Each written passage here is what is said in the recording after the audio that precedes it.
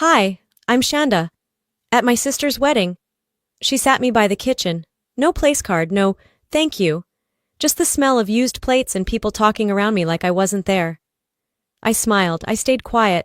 And then, I canceled everything. You ever realize, too late, that the people you've supported the most were just using your silence? I funded her dream day. I wrote the check. I planned the pieces, and they erased me like I was the help. But that wasn't the worst part. The worst part? I wasn't even supposed to be there that early. But I'd learned the hard way that if I didn't double-check things myself, they'd go sideways. The email about bridesmaid dress codes had come a week ago. Pastels only. But it wasn't sent to me directly. I had to ask Tanya to forward it. She hesitated before saying, "Oh, you didn't get it? That's strange." It wasn't. I scrolled through the thread. My name wasn't on the list. Just like that, I realized something. This wasn't the first time I'd been edited out, but it stung in a different way now. Maybe because this time it was my own sister getting married, and I'd helped her cover the loan that made this whole spectacle possible. The Charleston heat had started to settle when I pulled up to the venue. A fancy, overly restored barn. Wood beams, faux rustic chandeliers, and enough florals to choke a greenhouse. I'd paid the balance for the floral upgrade last Thursday. I'd chosen a burgundy chiffon dress. Not pastel. I didn't own anything in that shade. Didn't feel like going out to buy something just to blend into a color scheme I hadn't even been looped into. The young woman at the front looked me over and asked, "Are you with the kitchen staff?" My mouth didn't move. I just blinked. She held out a laminated vendor access card and gestured toward a side door. I didn't argue. What was I supposed to say? "No, sweetie. I'm the sister of the bride. The invisible one." I entered through the back hallway. A server brushing past offered me a half-hearted smile, then looked away. The floor smelled like garlic and sweat. I followed the floral arch signs, hand-lettered with phrases like "this way to forever," until I found someone who directed me to my seat, or what they called a seat. It was shoved next to a clunky cart stacked with used silver trays. A folding chair with no cushion, no name card, just a folded paper napkin someone had probably used to wipe lipstick off a glass. The swinging kitchen door squeaked on its hinges, smacking the wall every 30 seconds like a metronome of humiliation. I sat down slowly. The chair groaned beneath me. Through the thin opening between the door and the frame, I could see the reception room glowing. Gold chargers, string lights, a custom neon sign that read, "The future is ours." My future, apparently, was in this corner, with the waitstaff. Tanya passed by, eyes darting toward me, then quickly away. She didn't stop. I didn't blame her. It's easier to pretend you didn't see someone than to explain why you didn't help them. No one came to say hi. No one asked if I needed water. Servers stepped around me like I was part of the equipment. I sat there inhaling steam from the kitchen, the smell of hot marinara thick in the air. It clung to my skin, mixed with the soft perfume I'd put on that morning, hoping to feel, I don't know, like I belonged, but I didn't. I looked down at my dress, soft burgundy, pleated by hand. I'd steamed it twice that morning, got my hair done at 7 a.m. It was curled just enough to frame my face without looking too done. I wanted to be respectful, presentable. I still don't know why. I guess I still believed somewhere inside that my presence mattered. The thing is, I had paid for this. Not just metaphorically, literally. The band, the upgraded dessert table, the custom candles. When Darlene called me 6 months ago, crying about how they'd maxed out their budget, I didn't hesitate. "We'll figure it out," I told her. "I've got it." And I did. What I didn't have was a seat. I shifted in my chair. It wobbled. My purse, a leather one Darlene gave me 3 birthdays ago, rested beside my foot on the sticky floor. A waiter's tray passed inches from my shoulder. Someone dropped a fork and didn't bother to pick it up. That's when I realized something. This wasn't a mistake. This wasn't someone forgetting to place my name card or update the seating chart. This was deliberate. I could feel it in the way no one made eye contact. The way the playlist changed tempo the moment the mother of the groom was introduced. Leona, in a navy sheath dress with pearls. She gave a speech. Toasted to our beloved family. People clapped. She didn't mention me. Why would she? A month ago, I'd overheard her say, Shonda's sweet, but she doesn't understand presentation, not like us. I had paid for that presentation, and now I was the stain they didn't want in the photo. A server passed by again and said, "You okay back here, ma'am?" I nodded. "I'm fine." He smiled like he didn't believe me, then walked off. I watched the golden light pulse from the reception room. The laughter, the champagne flutes raised, the curated joy. And me? I was the ghost behind the kitchen door. I reached into my purse and grabbed a tissue, dabbed the corner of my eye, not because I was crying, but because the heat was making my eyeliner sting. Then I sat straighter, let the moment soak, let the air fill with meaning, and I whispered, "Noted." The clinking of glasses from the reception room faded as the kitchen door swung shut behind another waiter. I sat still, lips pressed together, letting the heat settle into my bones. I'd been here before, just not physically. Emotionally, I'd known this corner. This kind of erasure didn't come all at once. It was small, precise, like a slow deletion. You start with a name off an email, and before long, you're a ghost in your own story. The day before, during the rehearsal dinner, I'd worn navy, classic, simple. I showed up early again because someone had to make sure the wine delivery was signed for. That someone had always been me. I didn't do it for thanks anymore. I did it because it would fall apart if I didn't. Darlene smiled when she saw me. One of those tight, curated expressions meant to look grateful, but rehearsed. "You're amazing, Shan. Seriously." She gave me a half hug before turning to greet Leona, who arrived 15 minutes late and somehow still took center stage. I'd written a short speech for the rehearsal dinner. It wasn't long, just a few words about growing up with Darlene, how she used to make sock puppets and pretend we were co-hosting a talk show, how she'd sing off-key in the car but never stopped performing. I kept it light. Sentimental, sure, but not sappy. When I told her about it 3 weeks ago, she tilted her head and said, maybe let's keep everything tight and aesthetic, you know? We've got a pretty packed timeline." I should have known right then. The very next day, an updated itinerary went out, this time from Leona's personal assistant. No mention of my speech, no slot for it, not even a line that said TBD. I didn't push, didn't ask. That silence was sharp enough. Royce, her fiancé, didn't even blink when I brought it up, just nodded and said, "It's going to be a beautiful night. Let's not overcomplicate it." Tanya looked like she wanted to say something, but sipped her mimosa instead. I told myself it wasn't a big deal, that they were probably just trying to streamline the evening. But that was the second cut. The first? It might have been when Norma, one of the venue staff, leaned in during setup and whispered, "Leona's finalizing the seating again. She's going for that Napa Valley vibe. You know how she is." And then she rolled her eyes, but it was playful, not malicious, as if I was in on the joke. I wasn't laughing. I used to be part of those conversations. I used to approve layouts, not be sidelined by them. So I logged into the wedding planning spreadsheet that night, just to double-check a few details. Access denied. I tried again, no dice. The document I'd built from scratch, that I updated with every vendor contract, every floral adjustment, every invoice and deposit, was now marked Leona Events Private Access. She'd literally taken my work and rebranded it. My contact list, the one I used to manage band schedules, gluten-free orders, even the damn valet instructions, gone.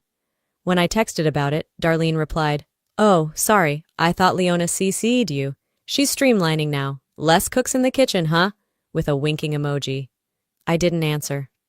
That night, I checked the email thread about the rehearsal dinner location. I had placed the deposit, booked the room, selected the wine pairings, but somehow the final confirmation didn't include me, just Leona and her assistant. And my name wasn't listed on the staff contact sheet either. They'd made new lanyards. Mine wasn't among them. It wasn't oversight anymore. It was extraction. At the dinner, I was seated at the edge of the room, near a window with no view. The air conditioner blew directly on my shoulder. I kept a cardigan folded over my lap, unsure if I wanted warmth or just something to fidget with. Leona took the microphone at dessert. She stood at the center of the room, her voice smooth and crisp, like she was announcing an Oscar winner. This wedding would not have been possible without the support of so many. Truly, we are blessed. She thanked the venue, the photographer, the calligrapher, the DJ. Then she said, "And of course, to the family, Darlene's wonderful friends and our circle who made this a dream." She lifted her glass. People clinked. Darlene beamed. I stared down at my untouched wine. No one mentioned the woman who paid for the 5-tier cake, or the woman who negotiated the dance floor upgrade, or the woman who filled in all the budget gaps while her sister called the shots and someone else cashed the credit. I wasn't forgotten. I'd been deleted, and I finally believed it. They'd cut me out piece by piece, like trimming a photo until I no longer fit the frame. And yet, I was still standing there, quiet, polite, swallowing the silence they handed me like it was dessert. But something shifted when Leona said, "This dream come true." Because it wasn't my dream, and it wasn't theirs either. Not entirely. It was mine. Funded by my sacrifices, executed by my effort, and now paraded without my presence. I looked around the room one last time. Smiles everywhere, curated, polished. I thought, you erased me, so don't flinch when I start disappearing. The next day rolled in with a sky the color of dishwater and the kind of humidity that made even silk feel heavy. I sat alone in the hotel room for a few minutes longer than I should have. I'd dressed, done my makeup, fixed the hem on my dress again. Burgundy, same as yesterday. The one shade that didn't fit their curated pastel palette. I wore it again on purpose. I checked my phone. One new message from Tanya. "Hey, so sorry, Sean. They said only the bridal team can be backstage. Maybe just wait outside?" Bridal team, not family, not sister. Just team, like a cast. And I was no longer on the call sheet. I headed to the venue early again, hoping I'd at least get a moment with Darlene before the ceremony started. She and I hadn't talked since that odd smile she gave me at the rehearsal. Not that she reached out. Not even a, "Thanks again for making all this happen." When I got to the prep room, the door was shut. There was no knock, no greeting, just the muffled sounds of curling irons hissing, someone laughing, and the occasional flash from a camera through the frosted glass. I lingered a moment too long, waiting for someone to notice I was there. No one did. Inside, Leona was mid-touch-up. Her voice rang out, instructing someone about floral placements near the gift table like she was the event director. I turned away without knocking. I'd paid for the cake, the band, and even the monogrammed napkins. But I wasn't welcome inside the room. I should have left then. I didn't. Instead, I wandered the hallway aimlessly for a bit, heels clicking too loudly on the concrete. I passed a staffer who glanced up from his clipboard and motioned toward a different hallway. "You're here for the ceremony, right?" I nodded. He didn't wait for confirmation. "We're tight on space, so they've asked some guests to sit along the side entrance for overflow." Overflow. He led me down a dim side corridor, turned a corner, and pointed at a lone chair next to a stack of used trays. No decorations, no signage. Just a paper napkin tossed across the seat like it had been left behind by accident. He patted his clipboard. "Just wait here until they start calling the tables. It's pretty packed in there right now." Then he disappeared. The door to the reception room swung open again. Warm yellow light spilled out, along with the faint echo of a violin warming up. I caught the opening notes of the first dance. I sat down. The chair was wobbly. The legs scraped against the uneven floor, making an awkward screeching noise when I shifted. The smell of garlic and frying oil clung to everything, even my hair. The back of my neck felt damp, not just from heat, but from something else I didn't want to name. Humiliation? Regret? I reached down and adjusted the strap on my shoe. I could hear the first announcements being made. Something about the couple's entrance. Something about love being eternal. A wheel on the tray cart behind me let out a long, slow squeal as someone pushed it down the hall. Every sound around me was sharp and out of place, and then I heard someone behind me. "Ma'am, are you one of the coordinators? You're with catering, right?" It was a young server, couldn't have been more than 19. Her voice was kind, curious. I turned slowly, trying not to show the sting in my chest. "No," I said softly, but the girl already looked embarrassed. "Sorry, it's just, you're in the vendor area and never mind." She moved on. I sat there, in my $300 dress. With makeup I'd paid someone 2 hours' wages to apply, with no place card, no seat at the table, no mention in the program, The program. I pulled it out from my clutch. Cream cardstock, elegant script, custom wax seal on the back. I'd paid extra for that seal. Darlene had said it gave the whole thing a modern heirloom feel. I opened it slowly, scanning the page. Her father walked her down the aisle. Her new mother-in-law gave the welcome speech. There was a paragraph thanking the special friends and supporters who made the dream possible. No mention of me. I wasn't family. I wasn't friend. I wasn't anything at all. I looked through the door again. The lights were lower now, the photographer circling the dance floor as Darlene and Royce moved in sync. She laughed, her hand grazing his cheek. And then she saw me. Our eyes locked. She smiled, calm, collected. Not the smile of someone who forgot to include me. The smile of someone who planned not to. She turned away before I could react. I looked down at the program in my lap again. My hands were steady now, but not cold, just clear. I folded the paper in half, slowly, neatly. Then I folded it again, set it down beside my purse, and whispered to no one. So this is where I stopped clapping. The clapping roared just beyond the kitchen door. I could hear the metal mic screech slightly, then Royce's voice filled the room like he was emceeing a pageant. He was thanking everyone, his parents, Darlene's parents, Leona. The organizing rock who made this day look and feel like magic, he said. People whooped, cheered. I heard Tanya laugh faintly in the background. Then came Darlene's dad. His voice was warm, folksy. When my little girl said she wanted a fairy tale, we never imagined something this beautiful. A pause. And thanks to the many hands that made this day happen. Many hands. I wasn't one of them. I stayed still in my chair, fingers lightly touching the edge of the program I'd folded earlier. It rested beside me like a discarded napkin, neat, tucked, and ignored. Not one name, not one nod, and certainly not mine. I was the one who made the down payment on the venue. I paid for the lighting.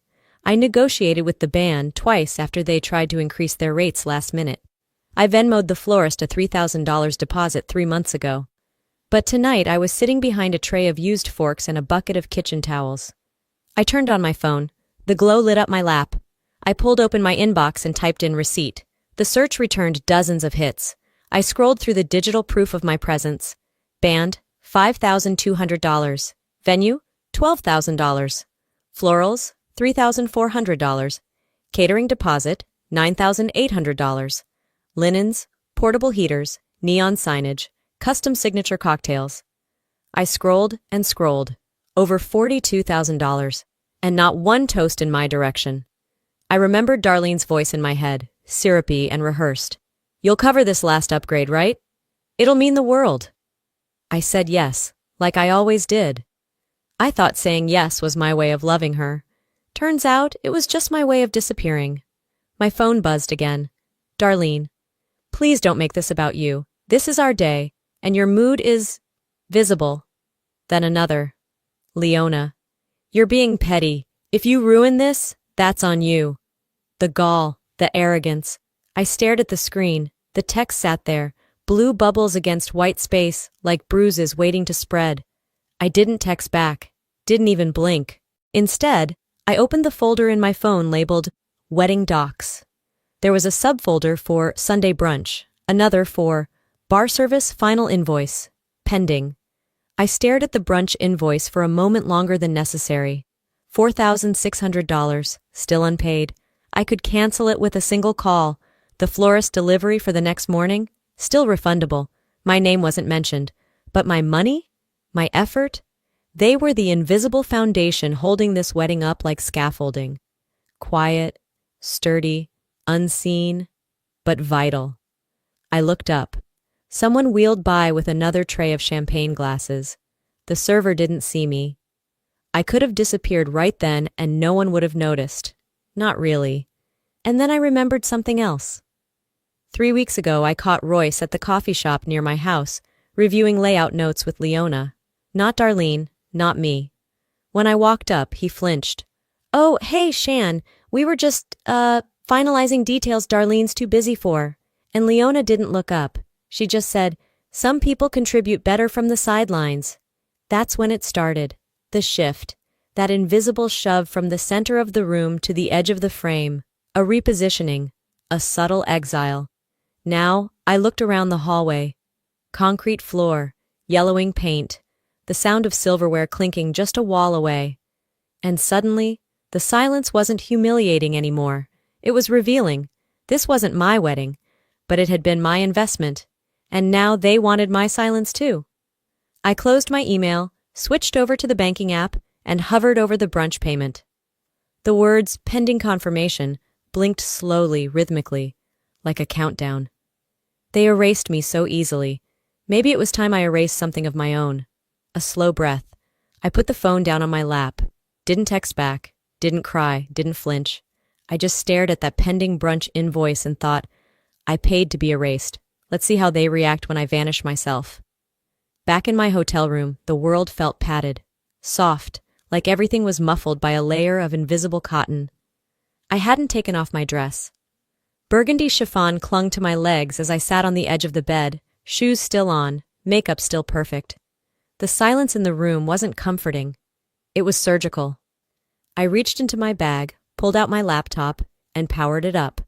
The glow of the screen was the only light in the room, casting blue shadows across the comforter. I opened the master wedding budget spreadsheet. Line by line, I went through it. I'd organized everything. Deposits, final payments, backup vendors, contingency fees. I knew every entry because I wrote them. But now, there were new additions. A second tasting session at a vineyard in Asheville. A luxury rehearsal upgrade at the hotel bar. I hadn't approved those. I scrolled to the far right column where the payment sources were logged. My name, my card. I clicked open my Venmo. One message floated to the top from Darlene to the wedding planner. His sister's covering everything. Go big! I stared at it, fingers hovering over the keyboard. Not my sister, not even Shanda, just his sister. Like I was a tool, a placeholder, a credit line with legs. This wasn't negligence. This was theft wrapped in glitter. The pain didn't land all at once. It came in dull waves, like a slow storm building offshore. I shut the laptop, set it on the side table. I didn't trust my hands to stay steady. I stood up, took 3 slow steps to the drawer of the nightstand and opened it. There it was, a red folder. I'd brought it from home weeks ago, meaning to finally read what was inside. My father's letter. He'd written it before he passed, but I'd never opened it. I think part of me was afraid he'd explain the kind of man he really was, or maybe afraid I wouldn't like the truth. Tonight, I wanted to know. My fingers slid under the flap. The paper inside had yellowed slightly. I sat back down and unfolded it. The handwriting was unmistakably his. Large, sharp, deliberate. Shanda, there's something I need to tell you before I go. Darlene isn't biologically yours. Her mother left her with me when she was an infant. I never told you. I didn't think I needed to. But I see now that truth has a way of showing up anyway. Love, Dad. I didn't cry.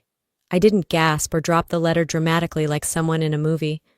I just sat, staring at the ceiling fan, letting the hum fill the gaps between his words. Then I whispered to no one. Then why did I stay? Why did I let them use me? For years. I paid for Darlene's first car. I paid for half her college tuition when Dad's savings ran out. I let her sleep in my bed after her first divorce. I helped her draft the apology letter to her first fiancé. And I always assumed we were blood. Sisters. Even when it didn't feel mutual, I convinced myself that love didn't need to be matched to be real. But now I knew the truth. I wasn't her sister. I was her shadow. I looked at the bedside lamp. Its buzz was loud in the quiet, a mosquito of sound that made it impossible to forget I was alone. I grabbed my phone again, opened Instagram. There it was, the official wedding photo, posted just 20 minutes ago, captioned, "Couldn't have asked for a more beautiful day. Special thanks to our matron of honor, Leona, for making the magic happen." My jaw clenched. Leona, matron of honor? She wasn't even blood. She wasn't a sister. She wasn't there for Darlene in 2009 when she spiraled after the DUI. She wasn't there when Darlene almost lost her job at the design firm for plagiarizing a client's Pinterest board. I was. And now, Leona wore the crown. I was listed nowhere, not even in the background. I thought back to the hours I spent scrolling Etsy, hunting down affordable floral backdrops. I remembered the time I drove to Charlotte in the rain to pick up the personalized signage after the courier failed, and now I wasn't even a footnote. I sat back, let the phone rest on my stomach. This wasn't about revenge anymore. It was about reclamation. My name, my time, my money, my silence. All of it had been handed out freely like confetti. No more. I opened my email, typed 3 short messages, each one colder than the last. I didn't reread them. I didn't need to. Then I opened the wedding brunch invoice again, still unpaid. I stared at it, didn't blink, didn't smile. Just felt the clarity wash over me like a tide coming in slow. I wasn't going to scream. I didn't need to. They'd feel it. When the music stopped, I didn't sleep. Not really. I must have dozed off sometime past midnight, still dressed, still buzzing from everything I refused to say. But by 5:30 a.m., my eyes opened to the thin silver blue of morning light slicing through the blackout curtains. The wedding was over. But the story was just beginning to turn. The silence in my hotel room wasn't hollow anymore. It had edges, purpose. I sat up, reached for my phone on the nightstand, and checked the brunch invoice again. Pending confirmation still blinked. No response from the messages I'd sent the night before. Not even a half-hearted attempt at damage control. I took a long breath and stood. Walked barefoot to the little coffee machine by the window, popped in a pod, let it brew while I scrolled through my contact list. Florist first, then the band, then the bar team. Each call lasted less than a minute. "Hi, this is Shanda Carter. Due to a change in plans, we're canceling today's brunch service. Yes, I understand the policy. Please send confirmation to the email on file. Thank you." No emotion, no explanation, just logistics. The final call ended with a simple, "Noted," and I turned my phone off. Not silent in surrender, silent in power. By the time the coffee cooled enough to sip, I had already checked out online, packed my bag, folded my dress into its garment bag without a second glance. I didn't need to look back at it again.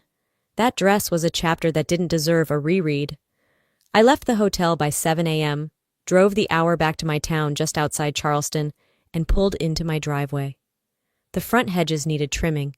A package sat on the porch. My house looked like it always did. Quiet, normal, mine. Inside, the stillness greeted me like a friend. I dropped my keys in the bowl, kicked off my shoes, and stepped into the kitchen. It smelled faintly of lemon from the diffuser I'd set days ago. By noon, I sat at the dining table, sunlight streaking across the hardwood floor, and opened my Facebook. I didn't type anything, didn't post a caption or a quote or a dig disguised as wisdom. I uploaded a single image, a scanned copy of the check I wrote, $42,000, signed clearly in black ink. The memo line said, "Wedding deposits," and I hit post. That was it. By 12:47 p.m., there were already 18 comments. Wait, I thought Leona paid for everything? Hold on, why would she cover that much? Shanda? Was she even there? By 1:15 p.m., my cousin Tanya texted, "Tanya, this is blowing up. People are talking." I didn't reply. I opened my fridge, pulled out a bundle of asparagus, a lemon, and a small piece of salmon, set a pot of water to boil, turned on Coltrane. The jazz played low while I moved through the kitchen like it was mine again. Because it was. Always had been. I sliced, sautéed, stirred, lit a small candle, just because I wanted to. And when I finally sat down to eat, it was the first meal in months I'd cooked for me. No planning around someone else's tastes, no plating for Instagram, just comfort, heat, salt, and honesty. I looked at the blank wall in the hallway. It used to hold a gallery of family photos. Darlene's wedding invites, my dad's army picture, our beach trip when I turned 30, all gone now. Taken down the night before the wedding. It didn't feel empty. It felt earned. Peace earned through truth. By 7 p.m., I had washed every dish, wiped down the counters, and folded the dish towel over the sink edge. Then, just as I reached to turn off the light, the doorbell rang. I froze. One long chime. I didn't move. Let it ring again. And again. I could see the shadow behind the frosted glass. Someone shifting, uncertain, waiting. I stepped back, leaned against the counter, and let the silence expand. Let them sit in their discomfort the way I sat in mine. The doorbell rang one last time. I didn't answer. I didn't move. Not when the doorbell rang a third time. Not when the knocking followed, short and sharp, like a warning tap before a storm. I stayed right where I was, one hand on the countertop, the other curled into the fabric of my sweater. But I knew that knock, not in the sound, but in the rhythm. It was Darlene. I walked to the front door and pulled it open before she could hit the bell again. There she stood, dressed like the wedding hadn't ended, hair perfect, lips tight, heels too high for Sunday. Royce was 2 steps behind her, expression unreadable. And to her right, Leona, cool as ever, draped in cream silk and a stare that could burn holes through granite. None of them said hi. Darlene stepped forward first, voice tight. "Why would you do that? Post the check like that? You embarrassed everyone." I leaned against the doorframe, arms crossed. "Did I?" "You made us look like users," she said, eyes flashing. "Like we just took everything and shoved you aside." Leona scoffed from behind. "You humiliated your own family, Shanda. For what? Attention?" I let the silence ride out for a moment. Then I looked Darlene straight in the eye and said evenly, "I'm not your family. You made that clear yesterday." That hit. Darlene blinked. Her mouth opened, but no words came. I stepped aside from the door, not to let them in, but to walk over to the hallway shelf. I reached into the drawer and pulled out the red folder I'd brought back with me from the hotel. It was already creased from being handled so many times the night before. I opened it, pulled out the letter, and held it toward her. She hesitated, took it. Her hands trembled as she read. She read it once, then again, slower. Her mouth twitched when she reached the last line. Our father's words, written in blue ink years ago. "Darlene isn't biologically yours. Her mother left her with me. I never told you." Royce looked from her to me. "You knew?" "I knew before I paid for your lies," I said. "But I needed one of you to say it, out loud." Leona said nothing. She just watched me, chin high, breath shallow. Darlene's voice cracked. "I didn't know how to tell you." "You didn't want to," I replied, not bitter, just done. "You wanted what I could give, not who I was." Her shoulders dropped. I saw it. The weight, the collapse, the realization that I hadn't come to beg for an apology. I had come to deliver the truth. Royce looked ready to play mediator. "You're still her sister in every way that counts." I shook my head. Then she should have treated me like one. I turned toward the door, opened it wide this time. I was the kitchen help, remember? Consider this the end of my shift. No one moved. Finally, Darlene stepped back. Royce followed, hand on her elbow. Leona paused, gave me one last look, half pity, half loathing, then turned and walked down the steps. I didn't slam the door. I closed it with the kind of quiet that echoes louder than rage. I locked it, turned the deadbolt, and pressed my forehead against the wood for a second. Just a second. Then I turned around and took the deepest breath I'd taken in days. It filled me. It didn't shake. It steadied. I walked to the kitchen, poured a glass of water, and sat down at the table. My phone buzzed beside me. "Tanya. You okay?" I stared at the screen. Then I typed back, "I'm more than okay. I'm clean." I opened my photo drive, selected the wedding album, every file, every subfolder. Deleted, gone, no backups, no second thoughts. I looked around my space, mine again. Then I opened a new folder, labeled it, What I Keep. The new folder sat open on my screen. What I keep. I didn't fill it. Not yet. I wasn't in a rush to curate the remnants of who I had been to people who had never paused long enough to ask. I just left it there. Empty. Quiet. Honest. The phone buzzed again. Once. Then twice. I ignored it until I'd finished rinsing the last mug from my tea, set it upside down on the drying mat. Only then did I dry my hands and walk back to the table. 15 missed calls, 4 voicemails, 3 from Darlene, 1 from Leona. The last text came in just before midnight. "Darlene, we need to fix this. Call me." Right below it, Leona, "You should be ashamed. Family doesn't humiliate family." I let the screen dim for a beat before I swiped up. Blocked. Blocked. No reply, no explanation, no space left in my life for people who expected applause from the one they shoved backstage. I set the phone face down. That's when I remembered the box. I hadn't opened it in years, maybe since Dad passed. I pulled the step stool into the closet and reached for the top shelf. The cardboard was soft at the corners. The tape yellowed from time. Written in black marker, family. I carried it to the living room and sat cross-legged on the carpet. The first thing I pulled out was a birthday card Darlene had drawn when she was 8. Crayon hearts and crooked lettering, to the best big sister. I smiled, but it didn't reach my eyes. Not because it wasn't real, but because it didn't matter anymore. That girl, that version of her, hadn't shown up in a long time. Next came the Polaroids, snowball fights, Halloween costumes, a blurry Thanksgiving dinner where everyone laughed except me. I sorted slowly. Donate, trash, keep. Only one photo made it to the final pile.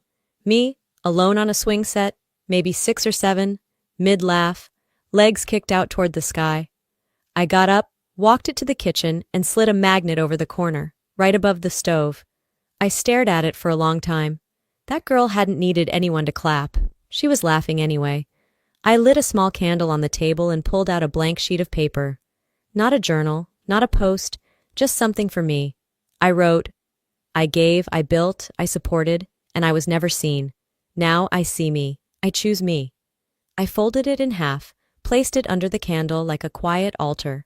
The silence wrapped around me. Not cold this time, not isolating. Just full, complete, peaceful. I sat there for a while, the soft flicker dancing against the walls. The shadows weren't ghosts. They were mine, and they moved when I moved. The phone buzzed once more. Tanya again. You good? I smiled softly, typed back. I'm more than okay, I'm clean. Then I leaned back, looked around the space that was fully mine now.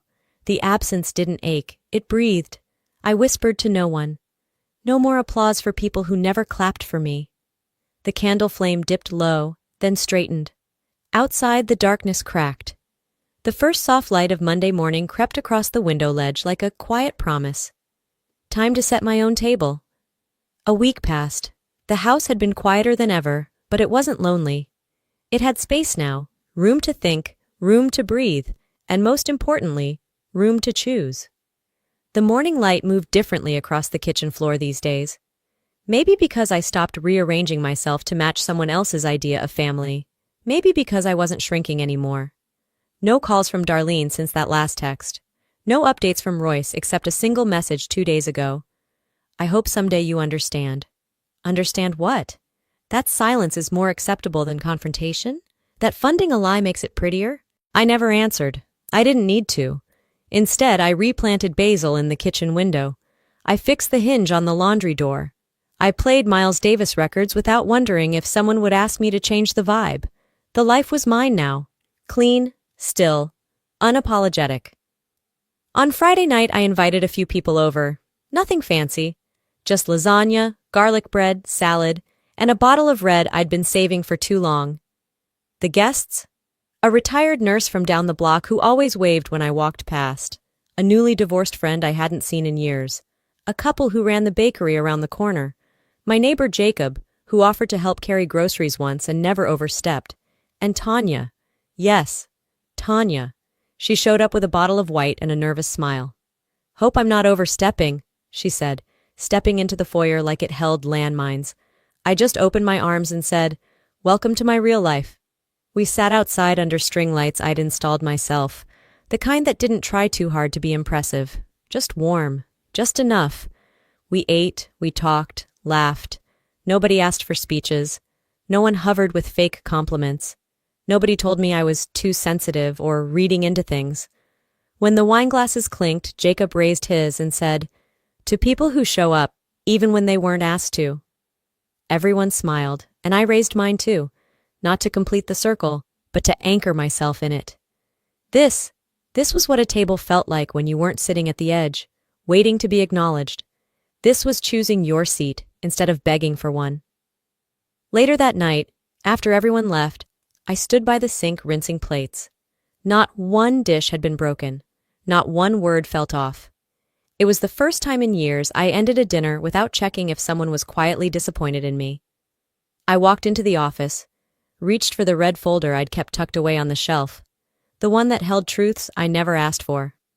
I opened it, looked at the stack. There were letters from Dad. Some I had read before, some I hadn't. I pulled out one. The one he wrote before he passed. His handwriting still shaky, but clear. You don't need blood to be real, you just need love that shows up. I read it twice, then slid it into a new folder labeled New Start. The rest I shredded, one by one, not because they didn't matter once, but because they no longer controlled the narrative. I sat at my desk for a moment, then picked up a pen and wrote a note to myself on clean paper. I stayed, I survived, I begin again. I folded it, slipped it into the folder. I didn't need their stories anymore. I was writing mine. Outside, the night air was warm. The porch called to me, so I stepped out with a mug of chamomile in hand and wrapped my robe tighter. There was no noise, no chaos, no spotlight I hadn't asked for. Just the wind, the faint sound of crickets, and the hum of a life not curated for anyone else. I sipped my tea, looked out into the street and smiled. Not the smile I gave when I was hiding pain, but the kind that came when you stopped pretending you didn't matter. I used to wait for a seat at their table. Now I'd built my own. They say family is where you're supposed to feel safest. But sometimes, the deepest cuts come from the people you once trusted with everything. Looking back now, I don't regret the silence I kept. I regret how long I kept it. I thought love meant sacrificing without being seen. I thought being the strong one meant enduring disrespect with a smile. But here's what I know now. Silence is not strength if it costs you your dignity. Forgiveness doesn't mean staying where you're not valued. And family, real family, is built on truth, not blood or convenience. If you're watching this and you've ever felt invisible in your own story, please hear me. You don't need anyone's permission to walk away from harm. You are allowed to start over, to draw a line, to rebuild something just for you. Now I'd love to hear from you.